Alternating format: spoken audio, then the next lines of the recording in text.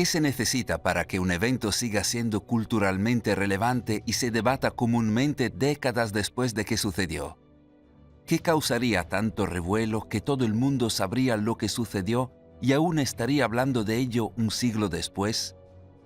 Afortunadamente, para descubrirlo, solo necesitas mirar una de las pocas situaciones que entran en esta categoría. ¿Qué incidente? El hundimiento del RMS Titanic.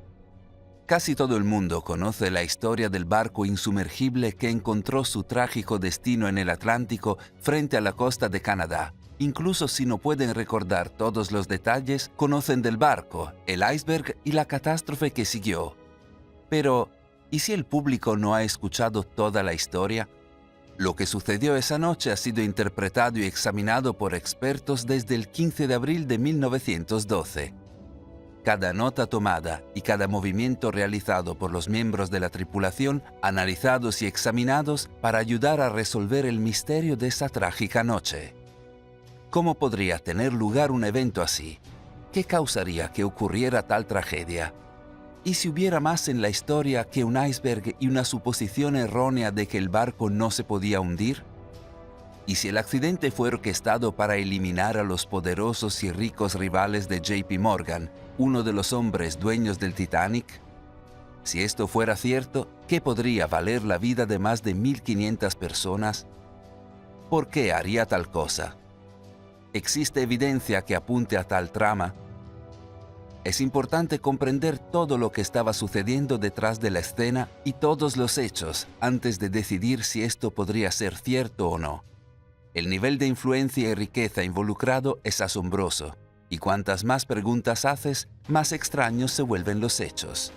Entonces, ¿hay más en la historia sobre el hundimiento del Titanic? ¿Quiénes son los jugadores y cuáles son los hechos?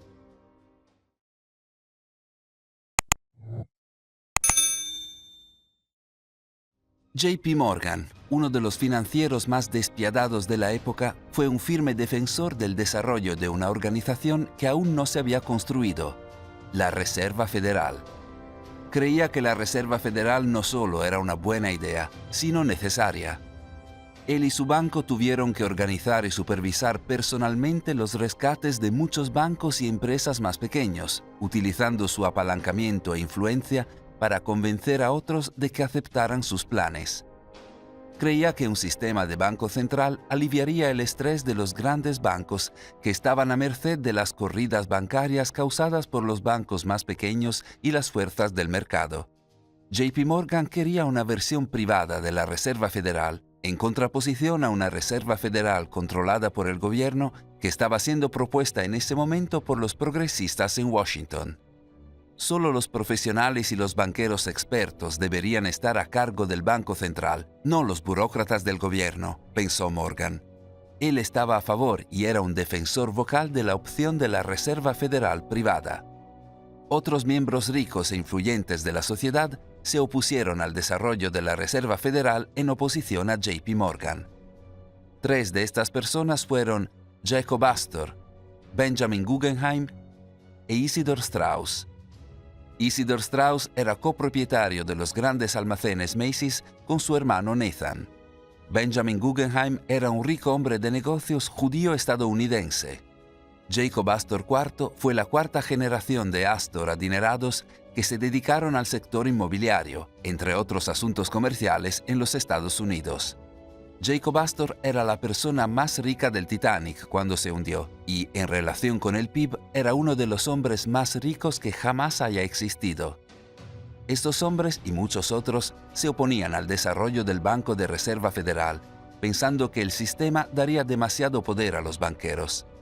Los banqueros, incluido JP Morgan y la familia Rockefeller, ya tenían demasiado poder en su opinión y no querían darles más influencia. La Reserva Federal haría precisamente eso, y se opusieron abiertamente a la idea.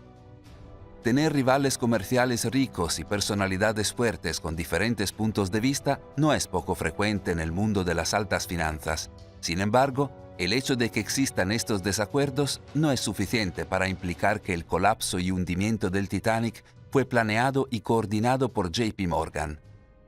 Curiosamente, cuando profundizas, encuentras una serie de coincidencias, suerte increíble e historias que no se alinean del todo, particularmente cuando se trata del propio JP Morgan. ¿Qué tipo de coincidencias y suerte?, te preguntarás. Bueno, mientras que JP Morgan estaba programado para estar en el Titanic para su viaje inaugural, canceló abruptamente su viaje en el último minuto. ¿Por qué no estaba haciendo este gran y trascendental viaje? Supuestamente estaba enfermo. Si bien el motivo de la cancelación de su viaje fue una enfermedad, se informó que JP Morgan fue visto pocos días después con su amante comprando artículos de lujo en Europa. Según todos los informes, parecía gozar de buena salud y ser el mismo de siempre mientras salía de compras. Como puedes imaginar, con toda la pompa y la fanfarria con el Titanic, hubiera sido una gran oportunidad para sacar su rostro y promover sus ideas y planes. El gran viaje del Titanic fue el evento social más grande de la clase alta y era una oportunidad que nadie perdería por nada del mundo. ¿Un hombre de negocios del calibre de JP Morgan evitaría una oportunidad tan potencialmente beneficiosa porque se sintiera enfermo? Como ávido coleccionista y conocedor de arte, JP Morgan atesoraba y valoraba hermosas obras de arte.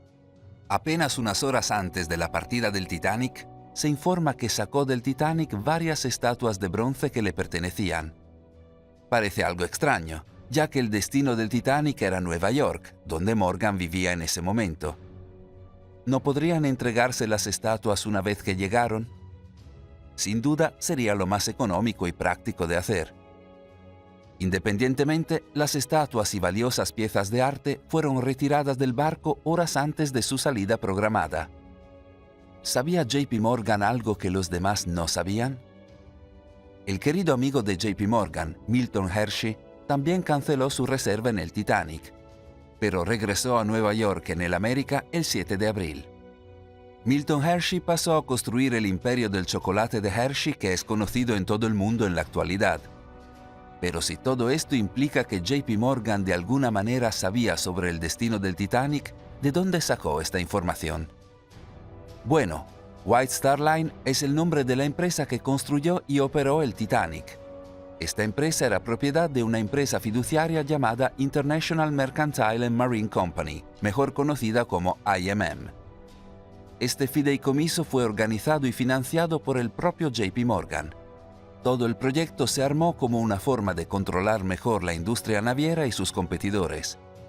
Al ser el financista y organizador de este fideicomiso, JP Morgan era de hecho propietario no solo de IMM, sino también de White Star Line, que era propietaria del Titanic. Así que indirectamente, JP Morgan en realidad era dueño del Titanic. La inspección.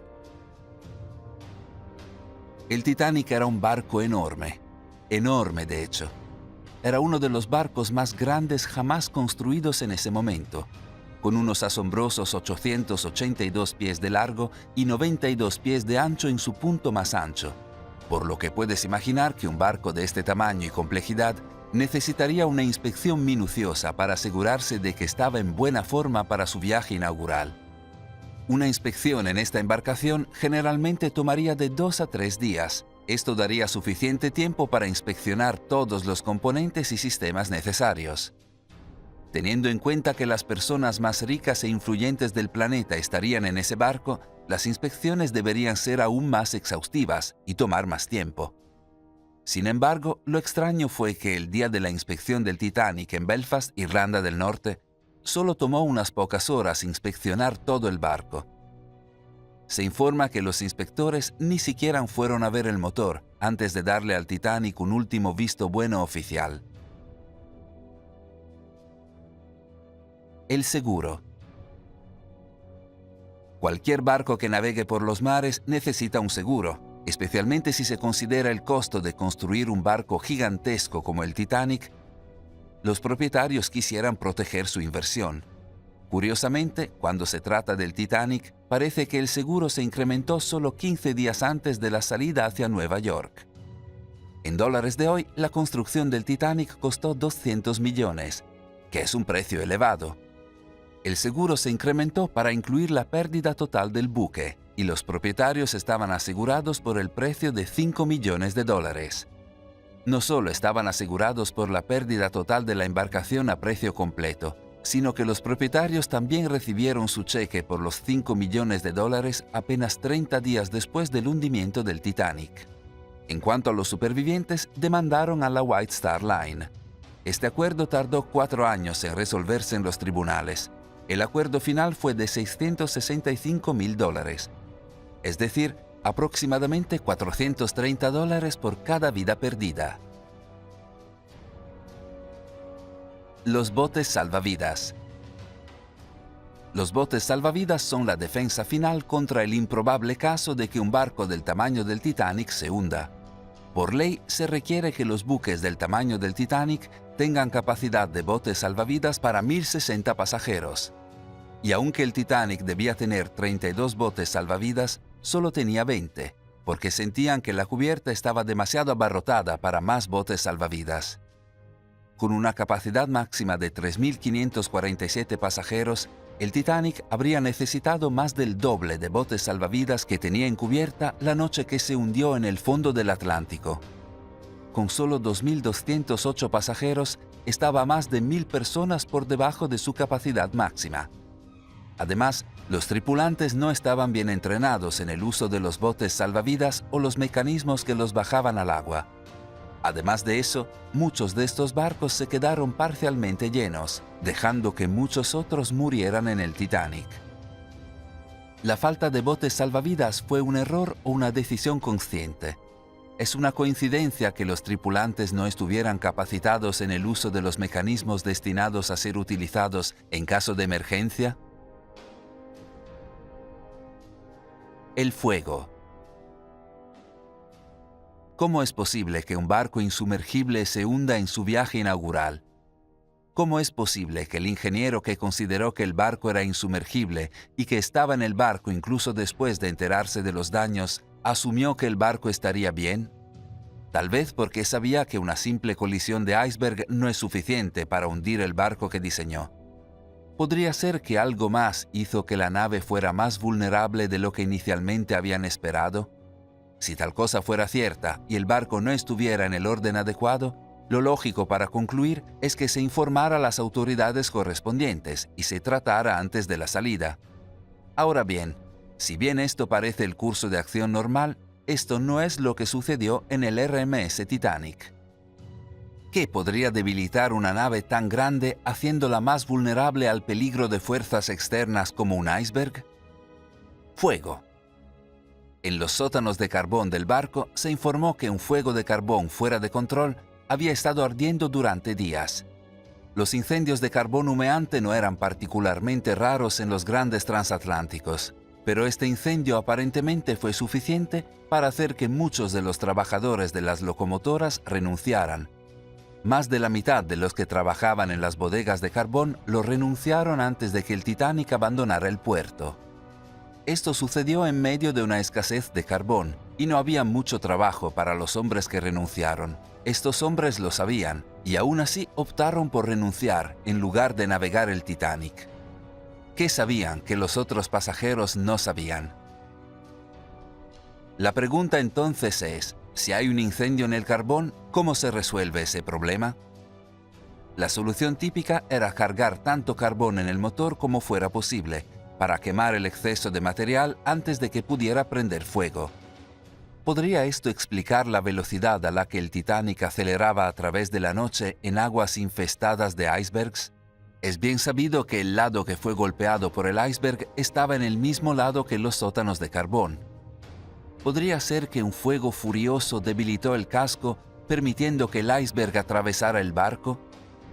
¿O quizás el agua que entró en el fuego provocó una explosión? Si hubo un incendio tan desastroso, ¿por qué no se notificó a los pasajeros y se canceló el viaje? El capitán. El capitán Edward Smith era uno de los capitanes más condecorados y experimentados que trabajaban para la White Star Line. Había comandado barcos durante más de una década. Se había movido con éxito de barco en barco, creciendo en tamaño de barco y responsabilidad en sus roles, hasta que fue el comandante de los buques más grandes y prestigiosos de White Star Line. muchos pasajeros solo irían en los barcos en los que él estaba al mando. Era bien conocido por inspeccionar el barco a diario y era muy respetado e incluso admirado por la forma en que manejaba sus barcos y su tripulación. Parece extraño entonces que tantas cosas puedan salir mal durante su mandato. Un veterano de mar experimentado y admirado tuvo tantos traspiés en una noche. ¿Cuántos traspiés? Bueno, ignoró 6 advertencias de iceberg de varios barcos diferentes que habían cruzado en las aguas a las que se dirigían. Permitió que el barco navegara a casi toda velocidad, 22,5 nudos. Su máxima era de 24 nudos. Navegar a toda velocidad en aguas infestadas de hielo parece temerario, por decir lo mínimo. Como capitán, se habría enterado del incendio en el sótano de carbón, pero no les dijo nada a los pasajeros. Sus tripulantes no estaban entrenados para disparar correctamente las bengalas de socorro en caso de una emergencia. Si bien hubo bengalas que se dispararon, no estaban destinadas a dispararse en intervalos de 1 minuto, indicando a los barcos en el área que estaban en peligro, sino que dispararon 8 en 1 hora aproximadamente con una diferencia de 6 a 7 minutos. Esto no transmitió nada significativo a ningún barco en el área, algunos de los cuales continuaron hacia sus destinos incluso después de ver disparar las bengalas. ¿Cómo podía el capitán permitir tal cosa? Hay muchos relatos diferentes sobre el comportamiento del capitán esa noche mientras ocurría la evacuación. Se informa que fue ineficaz y no dio órdenes claras a sus hombres. Otros informes dicen que fue decisivo y ayudó a dirigir los esfuerzos de rescate. Lamentablemente, el capitán perdió la vida cuando el Titanic se hundió esa noche. La predicción. Quizás la parte más misteriosa de todo el evento es que casi se predijo con gran detalle 14 años antes en un libro llamado El naufragio del Titán. Las similitudes son asombrosas. El Titán fue descrito como el buque más grande a flote en ese momento, al igual que el Titanic. Tanto el Titán como el Titanic fueron considerados barcos insumergibles. El Titán medía 800 pies de largo y el Titanic tenía 880 pies de largo. El Titán fue hundido al chocar contra un iceberg que se acercaba a la velocidad máxima de 25 nudos. El Titanic se hundió después de chocar contra un iceberg a casi la máxima velocidad de 22,5 nudos. El Titán se hundió a 400 millas de la costa de Terranova, Canadá. El Titanic se hundió a 400 millas de la costa de Terranova, Canadá. El Titán se hundió en abril. El Titanic se hundió en abril. El Titán estaba extremadamente bajo en botes salvavidas, 24, lo que provocó la muerte innecesaria de muchos de los pasajeros. El Titanic estaba extremadamente bajo en botes salvavidas, 20, lo que provocó la muerte innecesaria de muchos de los pasajeros. Si bien esto no implica necesariamente a JP Morgan y la creación de la Reserva Federal, parece una coincidencia increíblemente improbable, otra que está relacionada con el hundimiento del Titanic. La Reserva Federal. Avanza rápido un año. El año después del hundimiento del Titanic se creó la Reserva Federal. Con muchas disputas en Washington sobre los detalles de la ley de la Reserva Federal, se aprobó y nació la Reserva Federal. La visión de JP Morgan de un banco de reserva federal controlado por banqueros no era exactamente como él lo hubiera querido.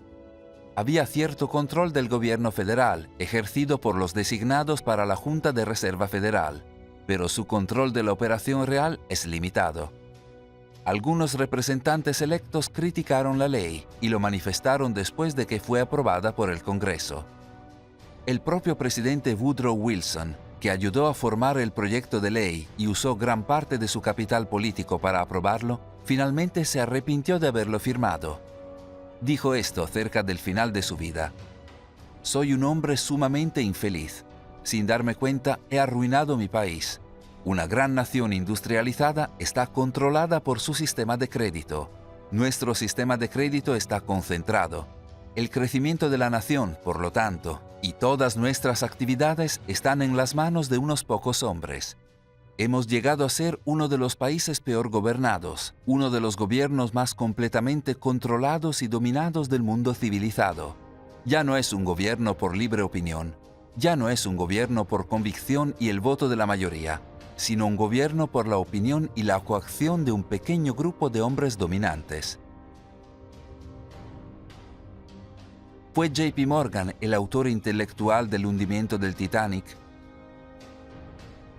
Parecería que JP Morgan se salió con la suya. Después de todo, la Reserva Federal se creó con una supervisión mínima del gobierno federal. Nunca viviría para ver la Reserva Federal en acción, ya que falleció en 1913, el mismo año en que se aprobó el proyecto de ley. La pregunta sigue siendo, ¿participó directamente en asegurarse de que la oposición a este cambio masivo en la política financiera de los Estados Unidos fuera silenciada? ¿Haría todo lo posible para garantizar la finalización de esta institución? ¿Fue una serie de coincidencias y mala suerte lo que llevó a uno de los peores desastres marítimos de la historia? ¿O hubo motivos más siniestros en juego? Es posible que la verdad de estas preguntas nunca sea del todo clara.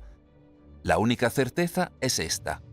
En el fondo del océano se encuentra el naufragio de uno de los barcos más magníficos jamás construidos. Un barco insumergible que encontró su destino una gélida tarde de abril, llevando consigo 1.500 almas y un misterio que nunca podrá ser resuelto.